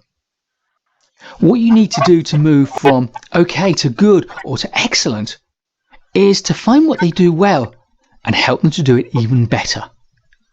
It's to find the areas of good performance and help yourself, help them to systematize what they're doing, make it easier so they can focus on the details that create that transformation. But let's return to the original question. How does an average project manager differ from a good project manager? And at first glance, I expect you would find that an average project manager does pretty much everything that a good project manager does.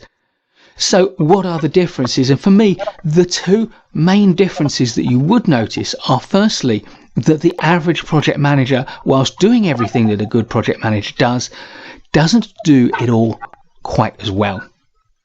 And secondly, average project managers and good project managers will often prioritize different things. Their attention will go to different elements of their role. And that change in focus is what creates the enhanced performance that we see in a good project manager.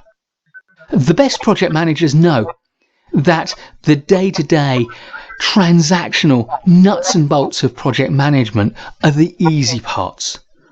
Developing a plan, monitoring what's going on, data gathering, controlling the work of individual people.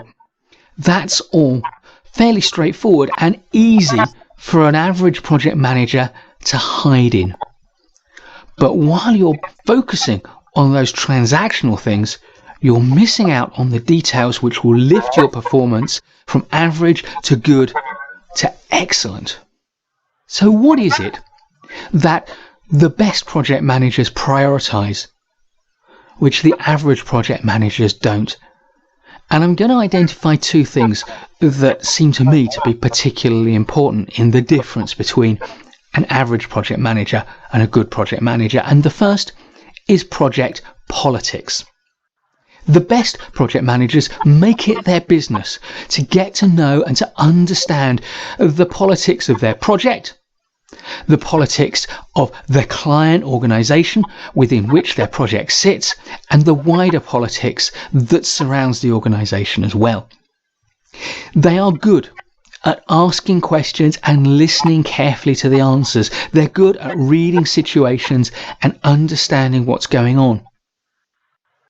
Their sensitivity to people comes not because of some magical ability, but because they have been prioritizing this for a period of time in their professional lives. The earlier you start focusing on the people around you and listening to them, finding out about them, and starting to understand them, then the better suited you will be to dealing with the complexities of the politics we find on every project. Once you understand the objectives and the agendas and the priorities of your stakeholders, you're in a far better position to influence them. And the best project managers see influencing people as the primary part of their role. They've got to get things done, but they rarely have authority. So your ability to cajole, to enchant.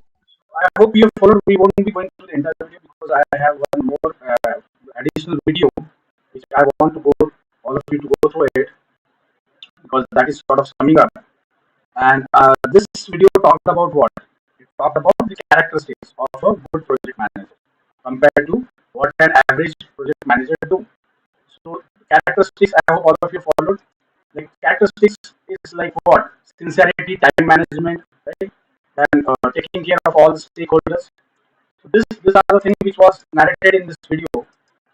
Let us move to one more video, and after that we are going to conclude our today's session. Then we have done this. Yeah, how to manage multiple projects. This we have not touched upon. So this is again a very good video, which I want all of you to take a look at it.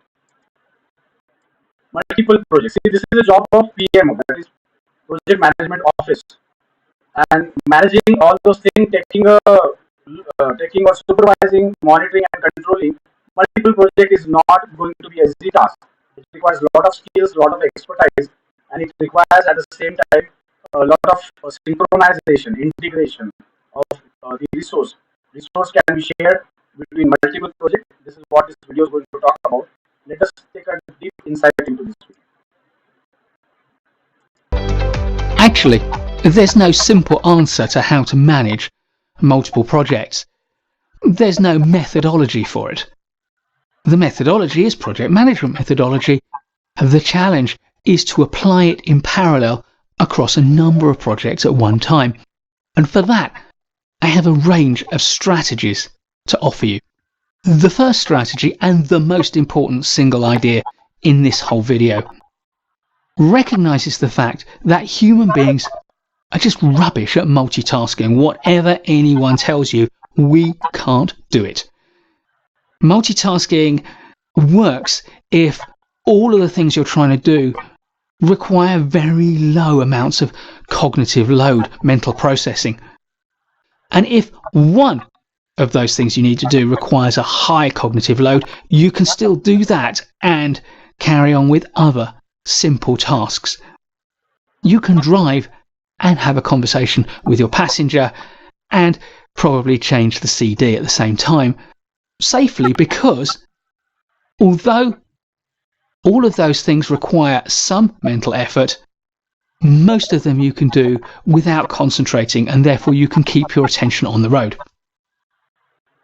And note also that if you're a beginner driver, you can't do that because everything seems to take a high cognitive load, even the conversation. And therefore, when you're focused on driving and it's very difficult, take that hat off. Recognizing that time cycle means you know how frequently you need to check in with each project.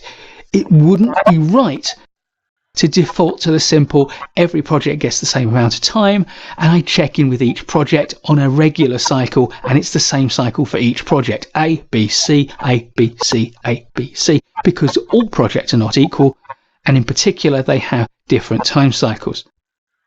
You can check in on that slow time cycle project maybe once or twice a week.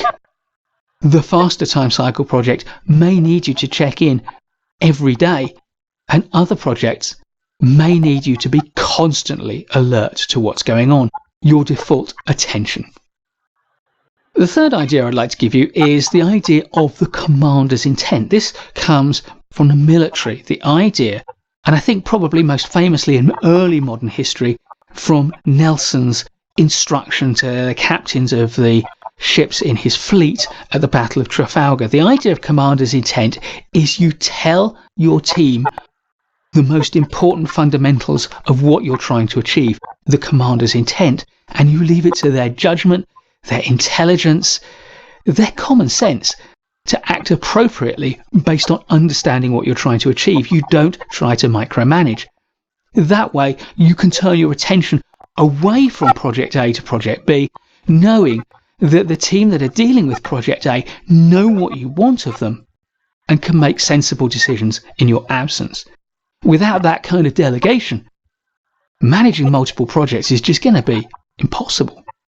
My fourth idea is right at the outset, build a strategic plan for everything you're handling, all the projects you're involved with. Put them onto one chart, represent projects or major work streams as bars on that chart and see how they interact, and then shift the timing of activities, work streams, and in particular of deliverables and milestones on individual projects so that you don't get crowding. You get a reasonable spacing between the major milestone on project A and the next major milestone on project B. If you find that project C has a milestone at around the same time, then shift one of them so that you are able to plan how you give each project your attention, and you're not trying to concentrate on two projects at critical points at the same time. Strategy 5 is to focus on the highest value activities that you can deliver and to delegate as much of the rest as you possibly can. So the question arises, what are those really high value activities, the ones that you can do and that you shouldn't be or can't delegate? For me, there are 4 of them. Firstly, facilitating high-level problem solving. The key problems that will define success or failure of your project, you need to be in there facilitating the problem-solving approach and making sure that it gets done properly. And linked to that is decision making. There will be decisions that you don't want to or cannot delegate. Those are high value governance related activities that you need to keep for yourself. Number 3 is engaging with principal stakeholders, the kind of stakeholders who are so important to your project and who recognize that importance that they expect you as the project manager to be engaging with them and taking their thoughts, their comments, their concerns seriously. And the 4th thing that you can't delegate is mentoring, coaching, supporting, guiding your team members. Yes, your workstream leads and team leaders can be doing that for their team members, but you have a responsible to the people who work directly for you to look after their interests and to help them to develop their careers and to thrive on your project. And they can't do that for themselves, so you have to do it for them. That's my number 4, principal high value activity. The 6th strategy is to focus on exceptions. You know the plan, your team knows the plan, and your team should be working that plan. I hope you got the theme of this video. I won't be playing it fully because the crux of the story of this video is you have to manage your resource properly. Let me first of all put on my camera by not sharing the video sound. Yes. So let us move back. See, can you sum up that particular video? I have not run it fully because it is not needed. See, we have already seen it. What are the resources that are involved in terms of 6M? I have been continuously talking on the 6M, which forms the input for all the multiple projects when we are talking about. So this resource has to be deployed or distributed by taking into checklist of prioritization. Which project is more important? Which project is stuck up? Which project is running out of time?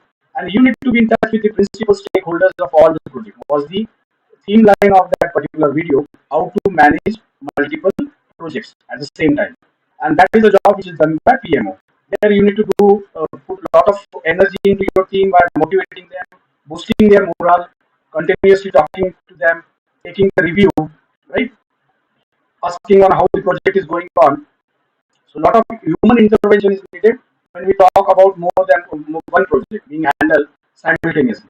And this resource has to be distributed in terms of money, man, that means stands for the human resource, machine, material, method is a process, and meridian, that is time.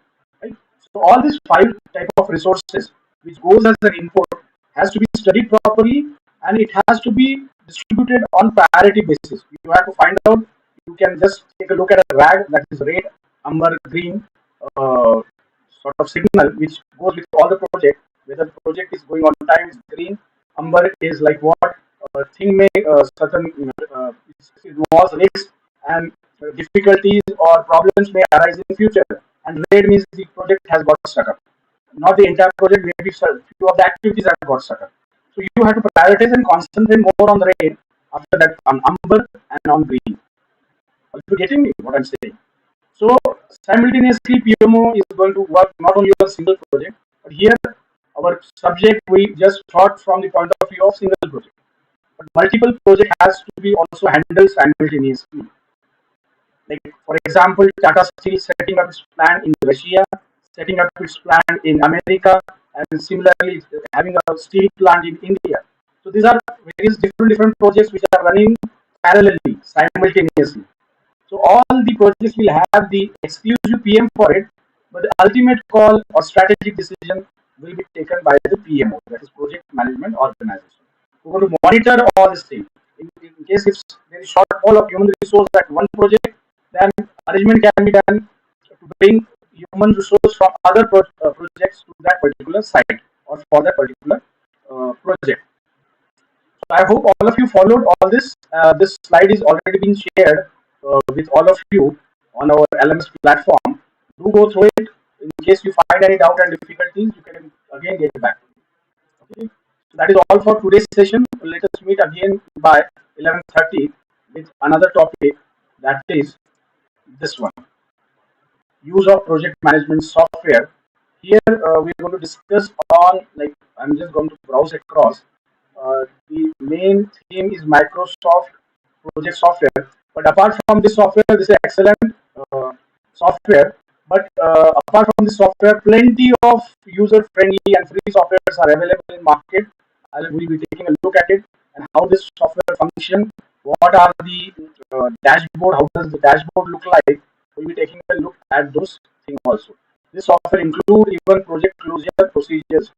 All you have to do is just give the input and the reports will be automatically generated.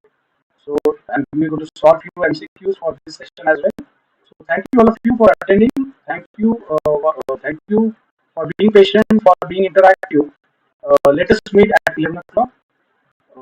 Take care. Bye bye. We'll meet at 11 o'clock. I'm closing the session as of now.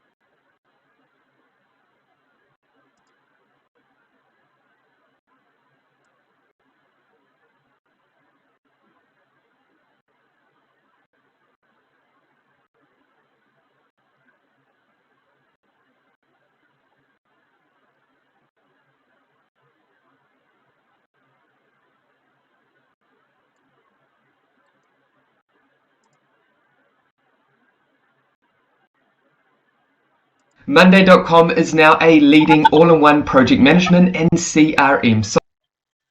This is an affiliate link, which means if you decide to upgrade to a paid plan within Monday.com, so what we're going to do is one productivity platform. Okay, so but what I want to do is add everyone in your account. You can also select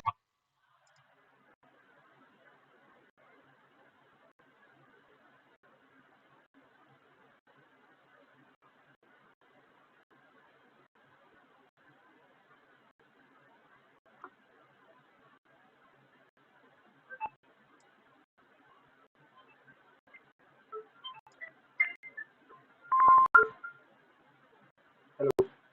Um, uh, yes,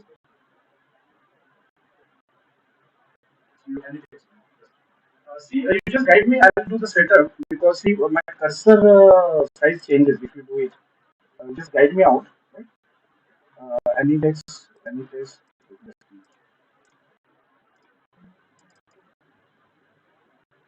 It is 415 728 366.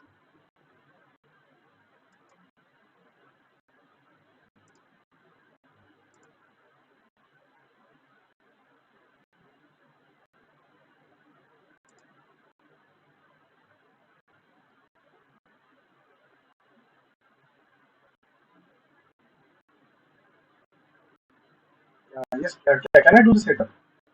Just guide me out. Okay. Yes. Because the cursor, this will appear like this.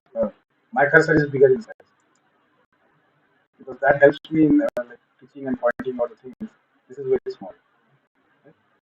Yes. I'll do the setup. Just let me know when. Acha.